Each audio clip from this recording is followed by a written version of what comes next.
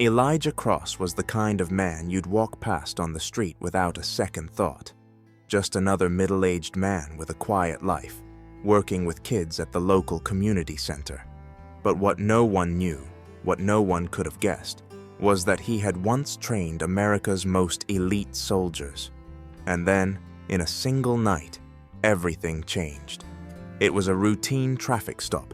At least, that's what they called it. Angela Cross, Elijah's wife, had been driving home from school when two police officers pulled her over. She was a beloved teacher, a cornerstone of her community, a woman who had spent years uplifting kids that the system had long since given up on. But none of that mattered in the eyes of Officer James Reed and his partner. They saw a black woman in an old sedan at the wrong place, at the wrong time.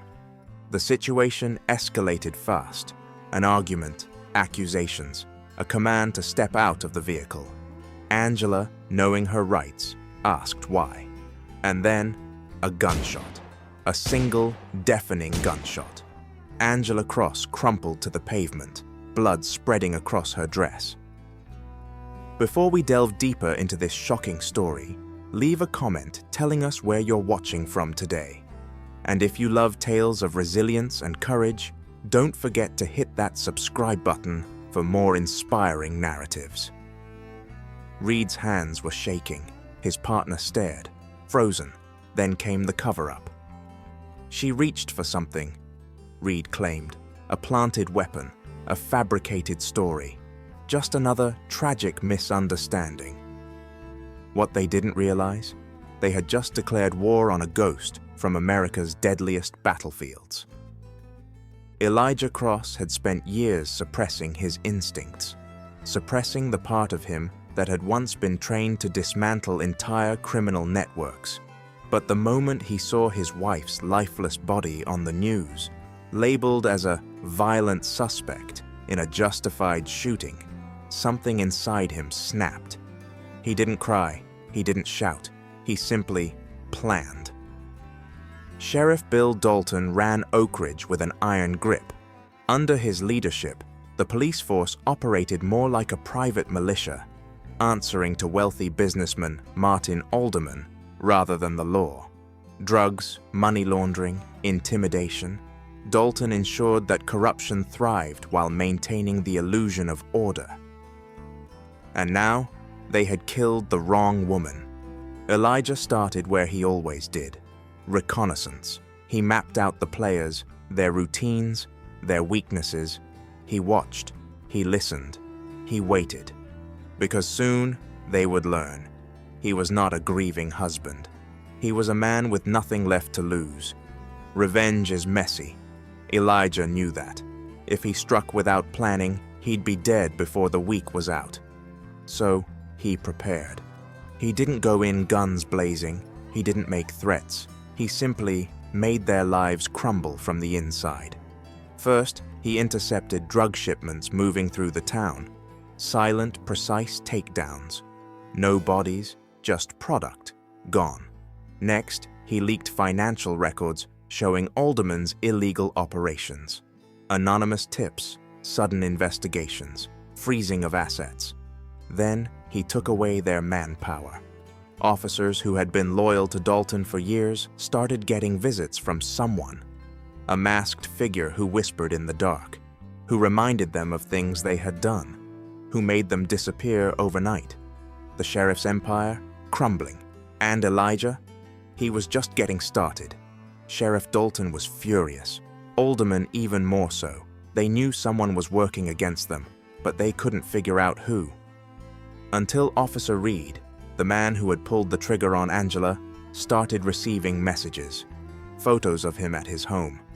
A voice recording of him laughing about how she shouldn't have mouthed off. And then one night, a simple note slipped under his door. "I see you." Reed cracked. He ran straight to Dalton, begging for protection. But Dalton wasn't interested in protecting a weak link. He sent Reed out on patrol, alone. That night, Reed's cruiser was found abandoned. The driver's side window shattered, blood on the seat. No body, just a final message painted onto the windshield. Justice. The final battle wasn't a shootout in the streets. It wasn't chaos. It was surgical, precise. Dalton and Alderman holed up in Alderman's mansion, surrounded by armed guards. National news was now covering Oak Ridge, demanding answers about the sudden disappearances and unfolding corruption scandal. The walls were closing in, and that's when Elijah walked through the front gate, unarmed. They let him in, laughing. Then the power cut. Phones jammed, security systems down. Dalton drew his gun. "You've got a death wish, Cross." Elijah smirked. "Number, I've got a plan."